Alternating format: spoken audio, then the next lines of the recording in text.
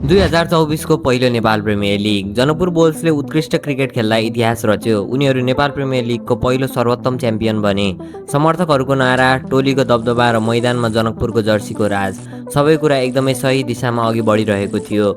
तर टी20 क्रिकेटमा सफलता कहिल्यै स्थायी हुँदैन। सिजन 2 मा कथाले पूर्ण रूपमा अर्को मोड लियो। डिफेन्डिङ च्याम्पियन्सको रूपमा मैदान उत्रिएको जनकपुर बोल्सको प्रदर्शन एकाएक खस्कियो। ब्याटिङमा असन्तुलन, क्याप्टेन्सीमा दबाव र निर्णायक क्षणहरूमा टोलीको असफलताका कारण जनकपुर उपाधि दौडबाट बाहिरियो र सिजन 2 को ट्रफी उचाल्यो लुम्बिनी लायन्सले। अब हामी सिजन 3 को दैलोमा छौँ। लुम्बिनी लायन्स डिफेन्डिङ च्याम्पियनको रूपमा मैदानमा उत्रिँदैछ भने जनकपुर बोल्स आफ्नो हराएको साम्राज्य फिर्ता ल्याउने दाउमा छ। तर यो पुनरागमनको यात्रा सहज छैन। यो सालको जनकपुर बोल्सले पुरा क्रेजी सेटअप बनाएको छ। जनकपुरले आफ्नो टोलीको ढाँचा पूर्ण रूपमा परिवर्तन गरेको छ। सिजन 1 का स्टार ओपनर आसिफ शेख अब जनकपुरमा छैनन्। उनी मेगा अक्सन मार्फत 20 लाख रुपियाँमा डिफेन्डिङ च्याम्पियन लुम्बिनी लायन्समा आबद्ध भइसकेका छन्। अर्कोतर्फ जनकपुरले टोलीको नयाँ क्याप्टेनको रूपमा अमेरिकाका अनुभवी अलराउन्डर हरमित सिंहलाई नियुक्त गरेको छ। के हरमित सिंहको लिडरसिप, जिमी निशमको एक्सप्लोसिभ रिटर्न र इन्टरनेसनल स्टार्सको प्रेजेन्सले जनकपुर बोल्सले पुनः एनपिएलको सिंहासन कब्जा गर्न सक्ला वा लुम्बिनी लायन्सले आसिफ शेखको आगमनसँगै आफ्नो उपाधि रक्षा गर्नेछ?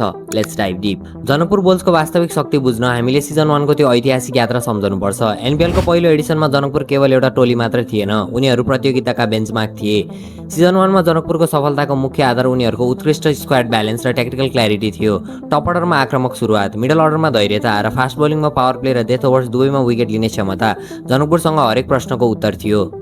यो यात्रामा सबैभन्दा ठूलो प्रभाव पछाडिको नाम थियो जिमी निशम। निशमले सिजन 1 मा 196 भन्दा धेरैको स्ट्राइक रेटमा 247 रन बनाउँदै र 7 विकेट लिँदै जनकपुरलाई टाइटल जिताउन मुख्य भूमिका खेलेका थिए। उनको फिनिसिङ एबिलिटीले हरेक म्याचमा जनकपुरलाई एउटा सुरक्षित टोटलमा पुर्याउँथ्यो वा चेजिङमा विजय दिलाउँथ्यो। तुरुन्तै परिस्थिति अनुकूल ढल्ने उनीहरूको क्षमताले प्रतिस्पर्धी टोलीहरूलाई दबावमा राख्यो। लिग स्टेजदेखि प्लेअफसम्म जनकपुरले विपक्षीहरूको कमजोरीको फाइदा उठायो। फाइनलमा उनीहरूको बोलिङ अट्याक र संयमित ब्याटिङले प्रतिपक्षलाई कुनै मौका नै दिएन। जनकपुर एनपिएल सिजन 1 को ऐतिहासिक च्याम्पियन बन्यो। तर पहिलो सिजनको ट्रफी उचालेपछि जनकपुर बोल्सले सोचेको जस्तो सिजन 2 रहेन। सिजन 2 मा उनीहरू डिफेन्डिङ च्याम्पियनको हैसियतमा मैदानमा उत्रिएका थिए, तर पहिलो खेलदेखि नै टोलीमा स्पष्ट असन्तुलन देखियो। जनकपुरको सिजन 2 को असफलतालाई हामी 5 मुख्य प्राविधिक कारणहरूमा विभाजन गर्न सक्छौँ। पहिलो, टप अर्डर अनस्टेडिनेस। पावर प्लेमा आक्रामक र टिकाउ सुरुवात हुन सकेन। ओपनिङ पार्टनरसिप लगातार फेल हुँदा मिडल अर्डर ब्याटर्सहरू सधैँ दबावमा खेल्न बाध्य भए। दोस्रो, middle order over Reliance. Top order चाँडै आउट हुँदा मिडल अर्डरका ब्याटरहरूले लगातार सम्हालेर खेल्नुपर्ने स्थिति आयो, जसले गर्दा स्ट्राइक रेट बढाउने जोखिम कसैले लिन सकेनन् र स्कोर प्रोजेक्सन सधैँ 15-20 रन कम भयो। तेस्रो, death overs bowling execution. Season 1 मा मजबुत रहेको फास्ट बलिङ युनिटले सिजन 2 का अन्तिम ओभर्सहरूमा अत्याधिक रन खर्च्यो।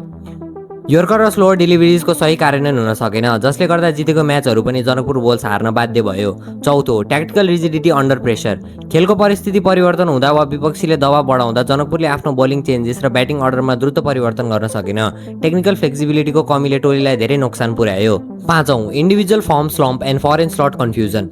महत्त्वपूर्ण म्याच विनर खेलाडीहरू एकैपटक खराब फर्मबाट गुज्रिए। सिजन 2 मा captaincy Anil Shah, Wayne Parnell र ज्यान निकल लफी इटन बीच डिभाइड हुँदा टिम म्यानेजमेन्टमा क्लियर भिजन देखिन छाड्यो। यी समस्याहरूका कारण जनकपुर बोल्स सिजन 2 को प्लेअफमा आफ्नो स्थान सुरक्षित गर्न असफल भयो र उपाधिको दौडबाट बाहिरियो।